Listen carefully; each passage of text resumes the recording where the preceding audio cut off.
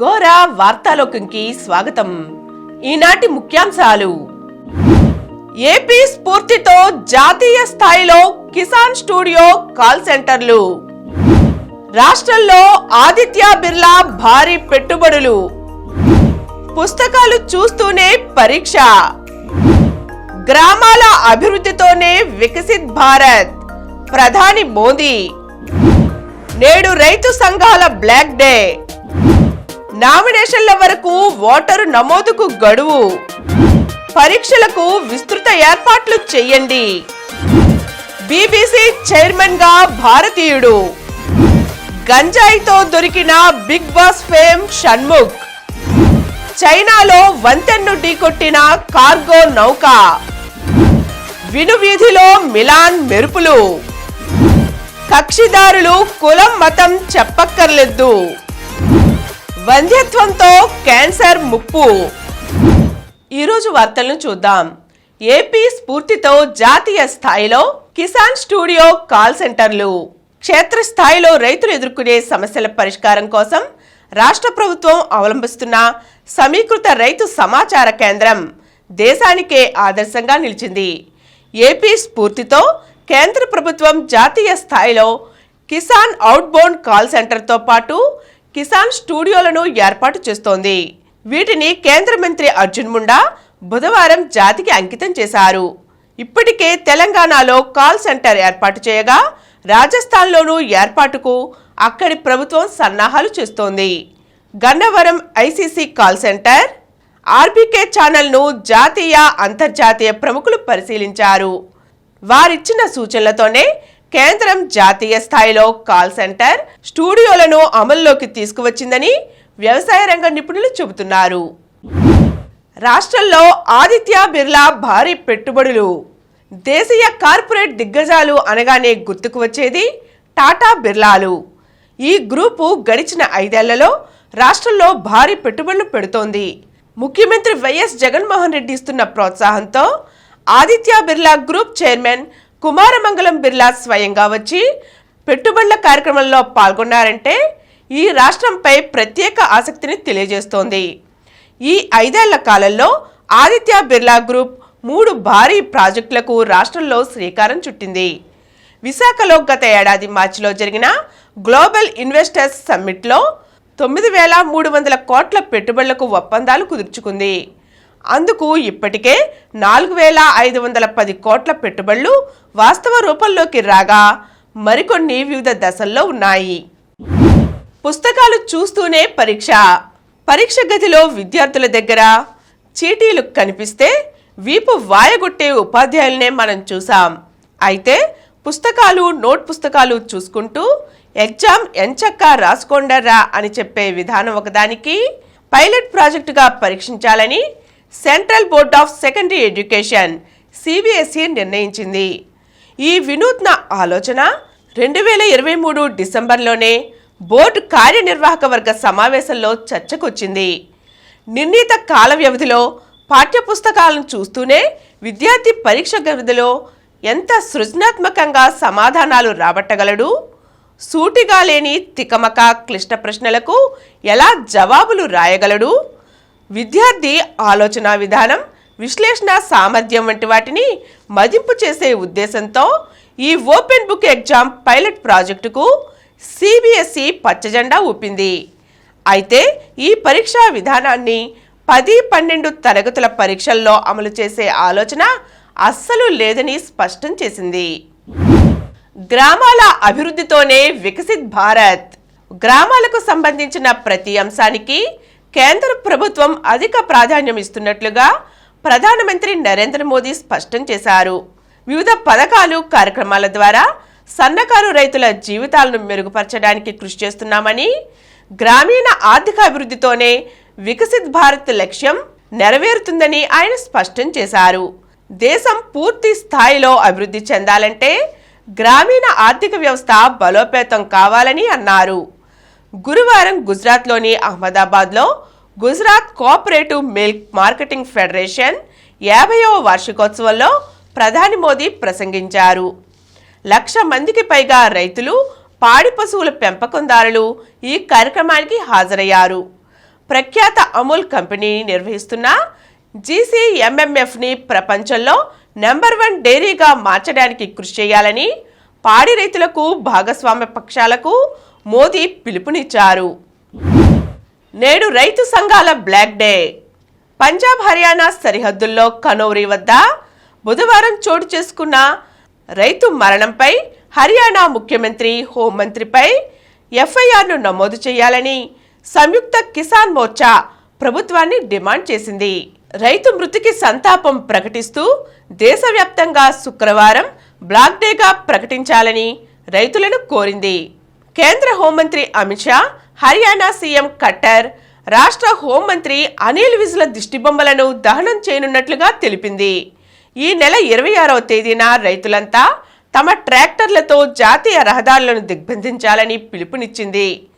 అదేవిధంగా మార్చి 14వ తేదీన ఢిల్లీలోని రామ్లీలా మైదాన్లో మహా పంచాయత్ చేపట్టనున్నట్లుగా తెలిపింది.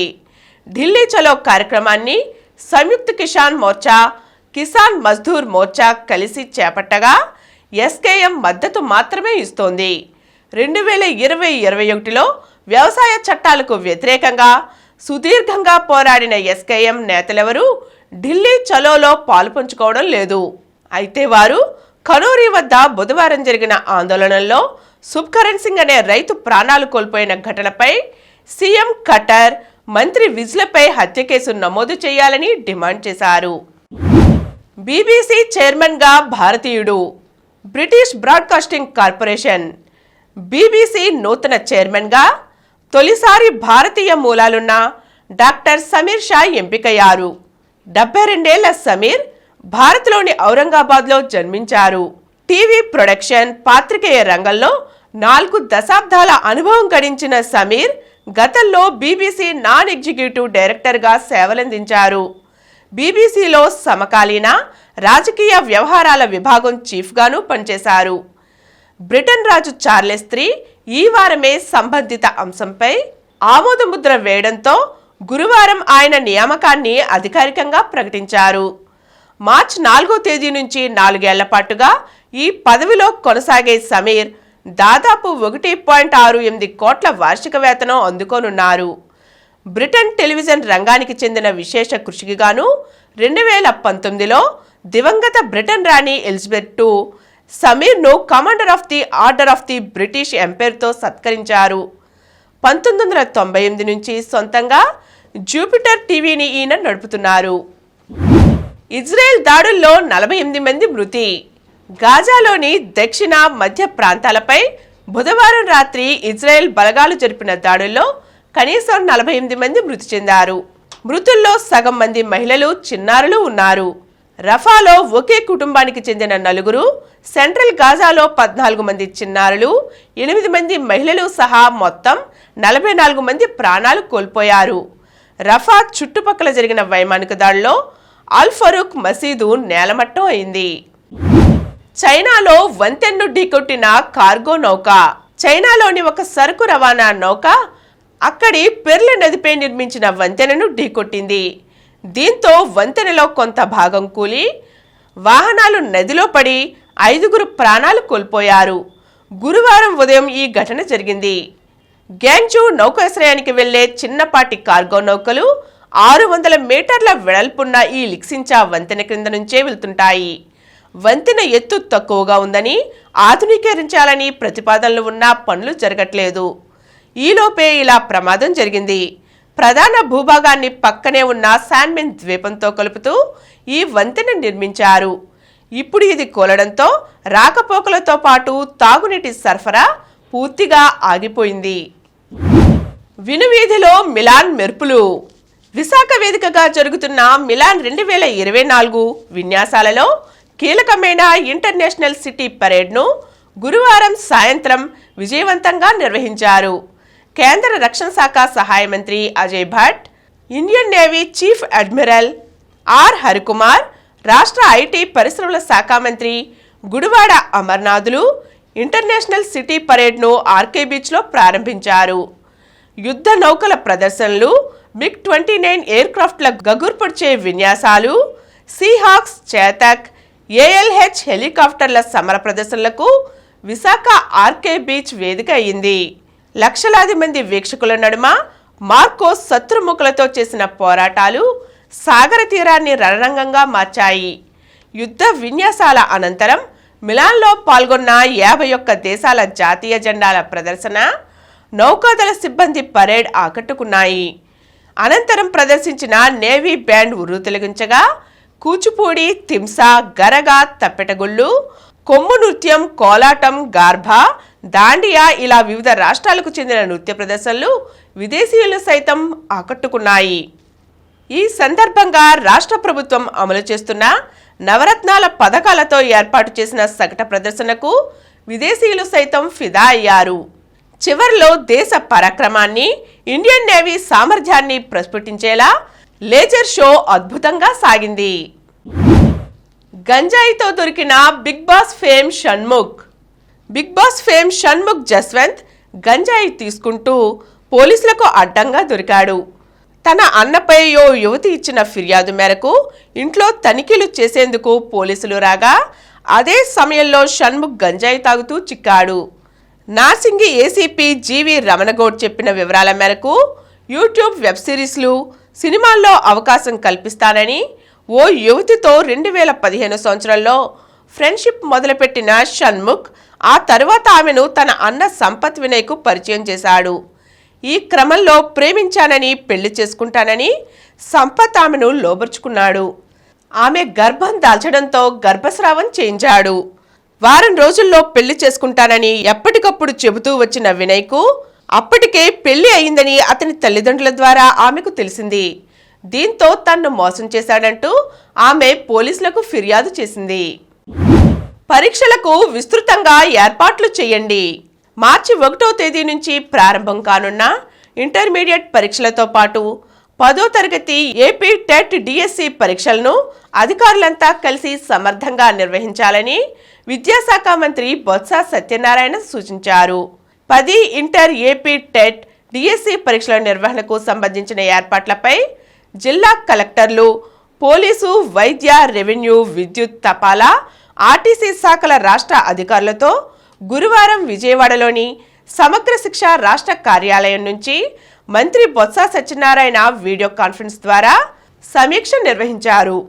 దాదాపు 20 లక్షల మంది విద్యార్థులు, అభ్యర్థులు వివిధ పరీక్షలకు హాజరవుతారని, అధికారులంతా పరీక్షా కేంద్రాల్లో ఏర్పాట్లను ముందుగానే పరిశీలించి తగిన జాగ్రత్తలు తీసుకోవాలని సూచించారు. కక్షిదారులు కులం, మతం చెప్పక్కర్లేదు. కక్షిదారులు తమ కుల మతాలను చెప్పవలసిన అవసరం లేదని హైకోర్టు ఉత్తర్వులు జారీ చేసింది. ఈ మేరకు రాష్ట్రంలోని అన్ని కోర్టులకు high court registrar general Y Lakshmanarao పేరిట సర్క్యులర్ జారీ అయ్యింది. కక్షిదారులు తమ పిటిషన్లలో కులం, మతం గురించి వివరించవలసిన అవసరం లేదని తెలిపింది. ఈ మేరకు అన్ని కోర్టులు తగిన చర్యలు తీసుకోవాలంది. ఇతర ప్రొసీడింగ్స్ ఎక్కడ కూడా తమ కులాన్ని, మతాన్ని పొందుపరచవలసిన అవసరం లేదని తెలిపింది. ఈ విషయాన్ని అన్ని న్యాయవాద సంఘాలు పరిగణలోకి తీసుకుని విధిగా అమలు చేయాలంది. సుప్రీంకోర్టు మార్గదర్శకాలను అన్ని కోర్టులు ఖచ్చితంగా పాటించాలంది. శ్యామా శర్మ వర్సెస్ కిషన్ కుమార్ కేసులో సుప్రీంకోర్టు ఉత్తర్వులను అమలు చేయాలని స్పష్టం చేసింది. నామినేషన్ల వరకు ఓటరు నమోదుకు గడువు. సాధారణ ఎన్నికల ప్రకటన విడుదల చేసే వరకు ఓటర్ల జాబితాలో వచ్చిన అభ్యంతరాలను పరిశీలన చేసి తప్పులను సరిదిద్దుతామని జిల్లా ఎన్నికల అధికారి కలెక్టర్ ఎస్ ఢిల్లీరావు వెల్లడించారు. ఓటర్ల జాబితాలో మానవ తప్పిదాలు దొర్లితే సంబంధిత అధికారులను బాధ్యులుగా చేస్తూ కఠిన చర్యలు తీసుకుంటామని హెచ్చరించారు. ఇతర పొరపాట్లను సరిదిద్దేందుకు అవకాశం ఉంటుందన్నారు. ఓటర్ల జాబితాను పారదర్శకంగా, జవాబుదారీతనంతో రూపొందిస్తున్నామని స్పష్టం చేశారు. జాబితా సవరణపై ఆయన గురువారం పలు అంశాలను వెల్లడించారు. సాధారణ ఎన్నికల నిర్వహణ అధికార యంత్రాంగం సన్నద్ధంగా ఉందని, జిల్లాలో గత నెల ప్రకటించిన ఓటర్ల జాబితాను అన్ని ప్రాంతాలలో అందుబాటులో ఉంచామని తెలిపారు. ప్రతి వారం జిల్లా, నియోజకవర్గాల స్థాయిలో రాజకీయ ప్రతినిధులతో సమావేశాలు నిర్వహించి నివృత్తి చేసుకుంటున్నామన్నారు. తప్పులను గుర్తించి సరిదిద్దాలని పౌరులు విజ్ఞప్తి చేస్తున్నారన్నారు. ప్రస్తుతం ఫారం 6తో పాటు ఫారం 7, ఫారం 8 స్వీకరిస్తున్నాం. వాటిని ఎప్పటికప్పుడు పరిశీలిస్తున్నాం. నియోజకవర్గాల్లో తప్పులు కనిపిస్తున్నాయి. జిల్లాలో గత నెల ప్రకటించిన తుది జాబితాలో 16.75 లక్షల మంది ఓటర్లు ఉన్నారు. అంతకు ముందు జాబితాతో పోలిస్తే 2.19% ఓటర్లు పెరిగారు. కొన్ని నియోజకవర్గాల్లో అచ్చుతప్పులు, మృతుల పేర్లు తొలగించకపోవడం లాంటివి కనిపిస్తున్నాయి. దీనికి మరణ ధృవీకరణ పత్రం ఇవ్వకపోవడం, ఇంటికి వచ్చిన బిఎల్ఓలకు ఇరుగు పొరుగు వారు సమాచారం ఇవ్వకపోవడం కారణాలు కావచ్చు. షెడ్యూల్ వచ్చే వరకు ఫారం 7 స్వీకరించి వాటిని పరిష్కరిస్తాం. కొత్త ఓటర్లకు ఫారం 6 అవకాశం నామినేషన్ల వరకు ఉంటుంది. మార్పుల ఫారం 8కు కూడా నామినేషన్ల వరకు తీసుకుని పరిష్కరిస్తాం. జాబితాలో కావాలని నిర్లక్ష్యంగా వ్యవహరించి తప్పులకు కారణమైన వారిపై ఈడీ కఠిన చర్యలు తీసుకుంటుంది. నియోజకవర్గ ఎన్నికల అధికారులు, సహాయ అధికారులు దీనిని ఎప్పటికప్పుడు పర్యవేక్షణ చేస్తున్నారు. పోలింగ్ కేంద్రాల రేషనలైజేషన్ పూర్తయింది. వీలైనంత వరకు సమీపంలోనే ఉండేలా ఏర్పాట్లు చేశాం. పాఠశాలలు అందుబాటు, వసతులు పరిగణలోకి తీసుకుంటున్నాం. ఎన్నికల సిబ్బందికి శిక్షణా కార్యక్రమాలు ప్రారంభించాం. ఎన్నికల సామాగ్రి సిద్ధం చేస్తున్నాం. ఈవీఎంలను గోదాములలో భద్రపరిచాం. పోలింగ్ శాతాన్ని పెంచేందుకు ప్రతి ఒక్కరూ ఓటు హక్కు వినియోగించుకునేలా చైతన్యం నింపేందుకు ర్యాలీలు, కళాశాలల్లో సదస్సులు నిర్వహిస్తున్నామని కలెక్టర్ దిల్లీరావు తెలిపారు. పాముకాటుకు విరుగుడు కనిపెట్టడంలో బెంగళూరులోని ఐఐఎస్సి శాస్త్రవేత్తలు విజయవంతులయ్యారు. అమెరికాకు చెందిన స్కిప్స్ రీసెర్చ్ ఇన్స్టిట్యూట్ శాస్త్రవేత్తలు కూడా ఈ పరిశోధనలో పాలుపంచుకున్నారు. పాముకాటు వేసినప్పుడు మానవ రక్తంలోకి విడుదలయ్యే ప్రాణాంతక విష పదార్థాలను నిర్వీర్యం చేయగల మానవ యాంటీబాడీని ప్రయోగశాలలో కృత్రిమంగా సృష్టించారు. హెచ్ఐవి, కోవిడ్-19 వైరస్లను ఎదుర్కొనే యాంటీబాడీల అధ్యయనం ఈ పరిశోధనకు ప్రాతిపదికగా నిలిచింది. వ్యాధులను నిర్ధారించే శ్వాస విశ్లేషణ సెన్సార్.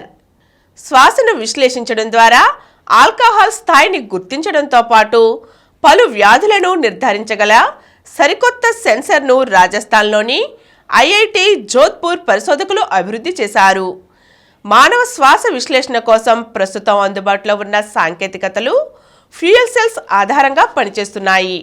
వాటికంటే తక్కువ ఖర్చుతో శ్వాసను విశ్లేషించేందుకు లోహ ఆక్సైడ్లు, నానో సిలికాన్లను ఉపయోగించి పరిశోధకులు తాజా సాంకేతికతను రూపొందించారు. గది ఉష్ణోగ్రత వద్ద అది సమర్థంగా పనిచేయగలదు. దానితో సేకరించిన డేటాను మెషిన్ లెర్నింగ్ అల్గోరిథంలు విశ్లేషిస్తాయి. డ్రంక్ అండ్ డ్రైవ్ పరీక్షలో ఆల్కహాల్ స్థాయిని గుర్తిస్తాయి. Asthma, diabetic ketoacidosis, chronic obstructive pulmonary disease, గుండెపోటు, స్లీప్ యాప్నియా వంటి వ్యాధులను ఇది నిర్ధారించగలుగుతుంది. వంధ్యత్వంతో క్యాన్సర్ ముప్పు. వ్యంధ్యత్వంతో బాధపడుతున్న పురుషులతో పాటు వారి కుటుంబాలు వివిధ క్యాన్సర్ల బారిన పడే ప్రమాదం ఉందని అమెరికా పరిశోధకులు కనుగొన్నారు.